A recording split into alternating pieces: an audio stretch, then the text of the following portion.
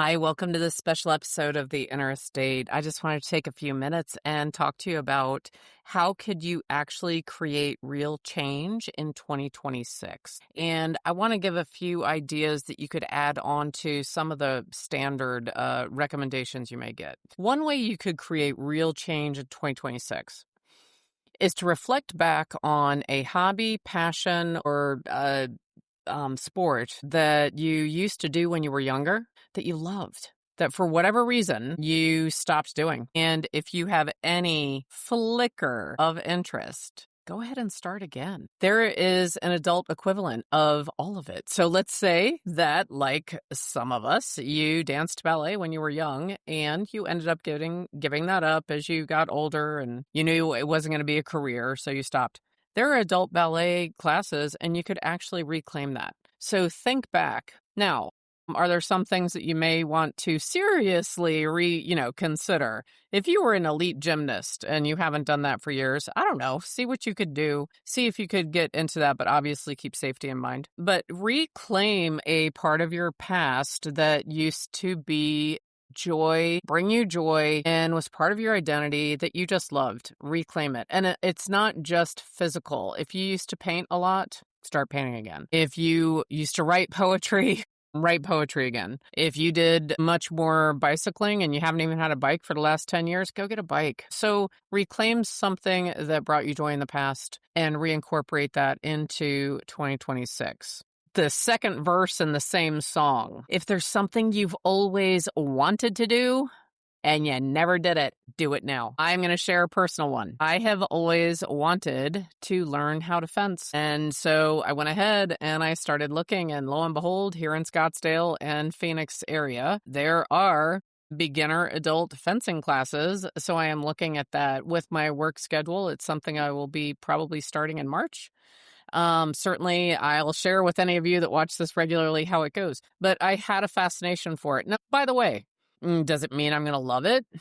I don't know. I won't know till I try. Does it mean I'm going to do it forever and become so good at fencing that I'll be a stunt double in movies about King Arthur? Probably not, right? Is it going to satisfy that little urge of like, oh, what it would have been like? I just wish I could learn that. Yes. Now, do you have to do both? Do you have to reclaim something you loved in the past and start something you always wanted to do but never did? Not necessarily. But I think that if you reflect on that and see which one resonates with you the most. If one of those two ideas, as soon as I said it, if you were like, I know what she's talking about. I always wanted to play the drums, or yeah, she's right. I always wanted to get into rock climbing and I never did. Great, do it. If you didn't do it in your 20s, do it now, however old you are. If you're in your 20s and you're listening to this, because we do have some younger listeners, and you're like, oh, I didn't do it when I was high school, do it now. It doesn't matter. So I think that if you carve out time, opportunity, look for resources, and just say, you know what, I'm going to give that a go in either of those two areas, it's going to have a ripple effect that will create real change in your year in 2026, because you will be satisfying part of your subconscious that has a desire for something greater or to reclaim a part of what was important to you. So I really think that those two things would allow you to experience some real change in 2026. Now, on to another song. So those were like two verses in one song. Another idea. Seriously consider having an off-grid day per month. So just pick one day out of the month. For most of you, it's going to be on a weekend where you're just off-grid for the day. That meaning no cell phone, no TV, no electronics. Really reclaim either reading an actual old school book or hanging out with friends without the distraction of the phones, baking. I don't know.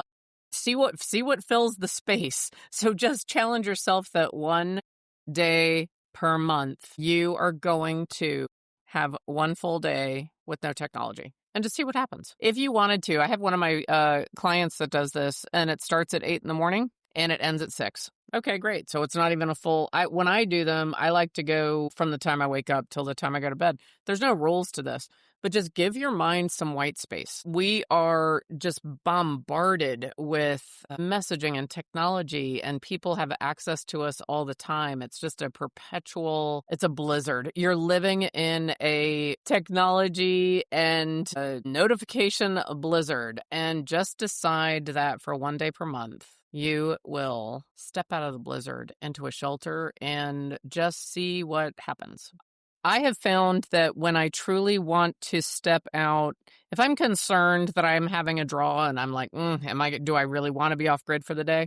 I like to do things that require my time and attention with my hands. So sometimes I will paint pottery and go to the pottery studio and just paint pottery for hours. When you're painting pottery, typically speaking, you're not going to be answering the phone or sending a text message or doing anything like that. So really consider having one day per month, every month of the year in 2026, where you are off grid, and let people know. And I'm curious to see what happens. If you do that experiment, I would love to hear what you fill the silence with. And if you want an inspiration around this, I am a child of the 80s, so I love Depeche Mode's Enjoy the Silence. That's a remarkable album, but listen to that song.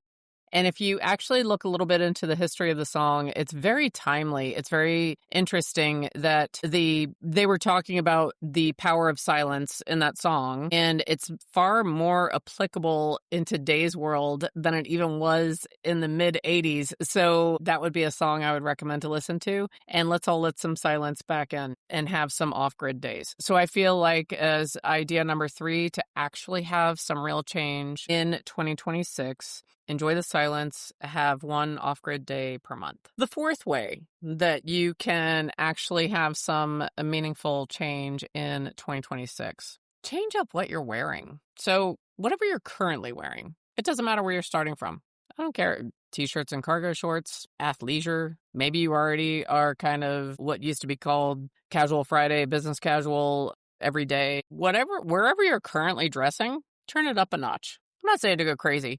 If you're starting off in jeans and a t-shirt every day, I'm not saying go to a suit, and a tie every day, or dresses and, designer clothes every day. Just take wherever you currently are, kick it up one notch. I'd even go so far as to say, take some of the standbys that you're wearing almost all the time right now and either put them in a box and put them away or give them away and see what happens. When they're gone, you'll have no choice but to wear the other clothes in your closet. The funny thing about clothes is it does impact your self-perception. It impacts how you carry yourself. It impacts how you feel. And again, I'm not talking stylistically, and I'm not saying to run out and just buy a whole new wardrobe.